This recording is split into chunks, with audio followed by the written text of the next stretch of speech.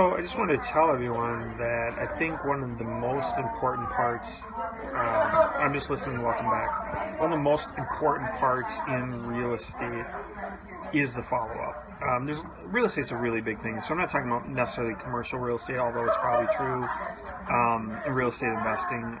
You definitely want to follow up with motivated sellers as well. You want to age the leads a little bit to become more motivated over time. What I'm talking about, hey Toby, what I'm talking about is more in regular real estate with real estate agents. I work with agents that have been real estate investor agents, they've been short sell agents, they've been listing agents, buyers agents. Right now they seem to be more buyers agents. I know in the short sale business it was extremely important to follow up for months because it takes a long time for people to wrap their head around the fact that they're losing their house in foreclosure. Hey Johnny boy, and they're going to need another house. So one thing that I have probably kept on agents the most on over the years that I've known them, and they've heard it before, everyone's heard it before, but the one thing I'm really on them about is follow-up. And the reason is they say, most of the sales are made after like 5 or 8 sales attempts. And I feel like the follow-ups are even way more than that. It depends where you call it an actual sale. They're going to talk to them 50 times before they close a house. It's just the person's probably ready to committed to maybe see a house or possibly get the properties emailed to them, and they're very much committed or they want to be pre-approved probably within 5 or 8 follow-ups. But it's a little bit different with everybody. For the people that are looking for credit repair, like I talked about in the previous post, or need financial help or budgeting help or need to pull some of that discretionary income to pay down some of their credit cards and some of that kind of stuff, those people are going to take a lot more follow-up and hand-holding. But you will be able to help them with the buyer's journey a lot more upstream. Hi Ron, what kind of investments do you recommend? Hey Johnny boy, well, it depends. It depends what you're in. I don't know what state you're in, or like if you're used to buying fourplexes, or if you're used to buying duplexes, or looking to buy a house to live in, or maybe use Airbnb. It really depends. I would have to know more context about how long you've been. Hey Union, how long you've been in real estate and so forth. Before I could maybe advise some stuff with what assets in general. Still not 100% sure what you're asking. If you're asking for a house that you're going to live in, 1.5% to 3% down would be the kind of assets that you'd need to get into a house. You could do anything from Airbnb and renting out a house for more money by doing Airbnb versus renting it out for the cash flow with a renter long term. And then you obviously want to build up equity long term, but it's really about the cash flow is really what you're looking for, because the cash flow gives you cash on cash return, and then that cash ends up giving you more cash to be able to put down payments later on. That first house that you're going to be living in, you're only going to need about 1.5% to 3% down, whereas your future investment properties, if you manage it correctly and the bank likes your credit score and your qualifications, you're looking at about a 20% down, and that's where people start to slow down a little bit more. Now, there are ways to get into investment properties for a lot less than that, but you're talking about some fairly creative stuff. If you're new to the business, it takes a little bit of time to go into the real estate clubs and so forth to learn about owner financing and $1,000 down payments to the seller, or somebody who's in pre-foreclosure needs you to catch up 3 of their payments and move them out and maybe rent out the property that way and so forth. And I can talk about that in some of the future periscopes as well. But I do want to emphasize the cash flow, no matter which route you go, whether it goes rentals or whether you become a real estate agent or whether you use Airbnb or whatever way you choose to go. I would highly recommend focusing on the cash flow part of it, because the part you don't want to have happen in real estate is getting over leveraged. Do you recommend real estate or some financial investments like stocks instead? I'm not an advisor when it comes to stocks and stuff. I've spent some time. I did stocks a bit about 20 years ago. There's a lot of ups and downs and cycles in the stock market. Stock market seems like such a daily swing trade type of thing nowadays, and I don't even know if they're even real prices. I prefer teaching. I prefer building pipelines and teaching real estate just because I'm more familiar with it. But what I was going to say is definitely be careful about the leverage, because the leverage can really get you like right now, well, what we saw last time, hey Danny Tanner, isn't that the name from Full House? Anyways, we went down about 50% out in this market. And a lot of across the country, it went down about 50%. And it just got to the point where people had 10, 20, 30 houses and they just couldn't hold on to any of them because the margins were too thin by the time the market went down. Hey, thanks for inviting followers, Johnny. And the market went down, and then, it was really tough. I mean, I'll give you an example. Let's say somebody had 20 homes and they kept leveraging themselves, and they're like, okay, well, I got 10% equity, right? So like, I got $1 million on paper. I got 20, 30 properties. I got well over $1 million on paper. But the problem is, by the time the market goes down 10%, now you're down to like no equity, and you got to pay a real estate agent to list it, and holding costs because it takes longer to sell it, right? You end up needing to get rid of all of them, and you can't sell houses like you used to because the whole market slows down. It just, the whole thing's a dominoes effect, and you just end up losing about all of it. So it's very touchy when you over leverage everything, because leverage works both ways.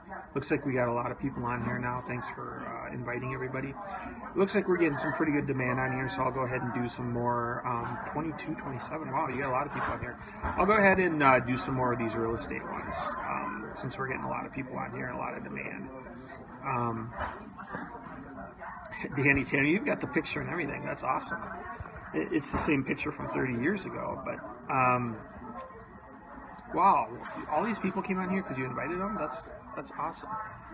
You're from Minnesota. Welcome. Are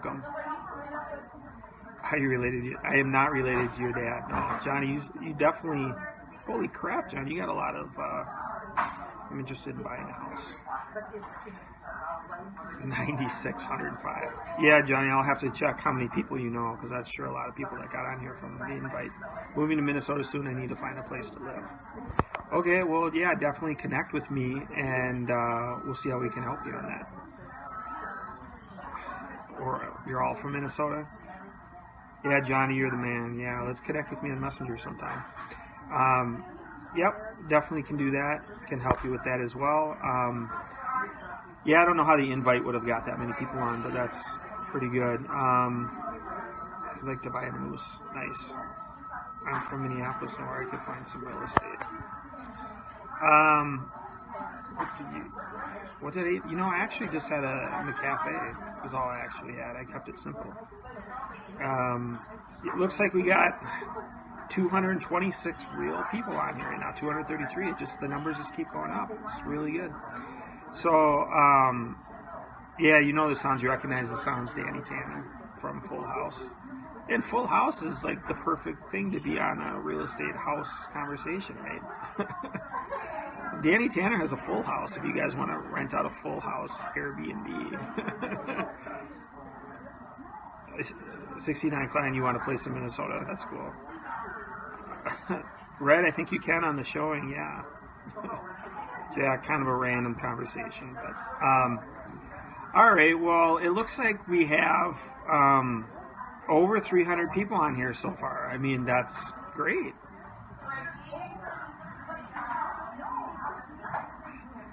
Yeah, John, yes. A lot of people talk about the balding part. That's like a big thing for people for some reason on Periscope. So, Jack, you can connect with me on Messenger, and we'll definitely talk about real estate. Oh boy, Red's got some other stuff he has to deal with. So we got a bunch of people on here that want to talk about real estate, and that's awesome.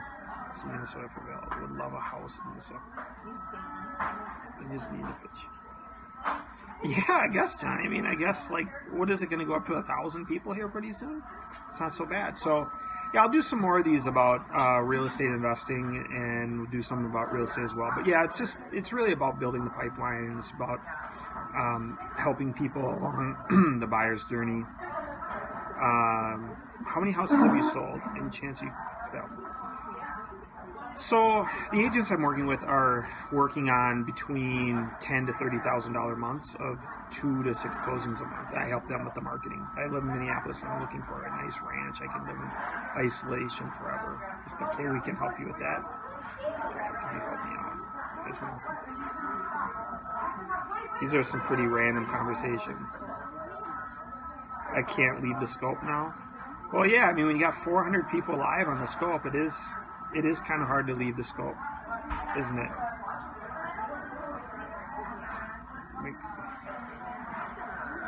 So any house able to see. I'm just trying to keep up with the comments.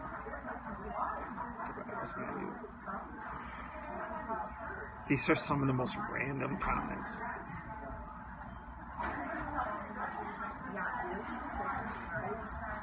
So, all right. Well, it looks like we got a lot of people on here. Thanks for the retweet. I appreciate it.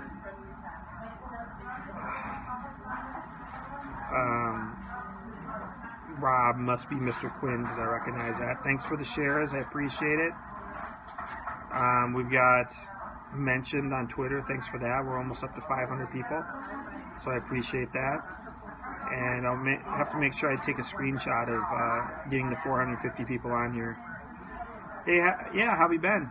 I haven't been on some of your Twitters lately because I haven't been really periscoping about you know, cryptocurrency and all that stuff. But it was we had people on here that were talking about like $5,000 for cryptocurrency and stuff, or for the Bitcoin and stuff. It was like it wasn't at that. It was at 8,000 something.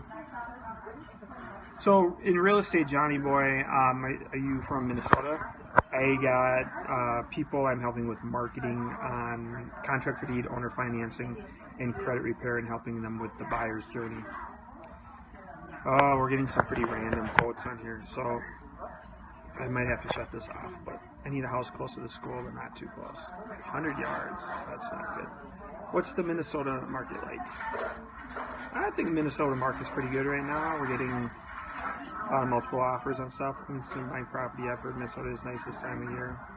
Yep, it is nice this time of year. At least these $490. How to put in an offer? You just gotta go look at some homes first. You gotta get the emails of the properties you're looking for first to make sure they're the kind that you're looking for. So I don't know, Rob. What do you think? Are these we got a legit 473 people on here right now, or is this Periscope doing its numbers again? I live in Minnesota. The cold. I'm wanting a house in the suburbs. I have my own business, self-employed, 16 years. I can't keep up with all these comments. Over 1 million. You want to buy something over 1 million? So, all right, guys. Well, it's been a great Periscope, Johnny. I can't thank you enough. And Rob, it was good to see you again. And I will be on again soon. And keep sharing, and I'll be on another time soon.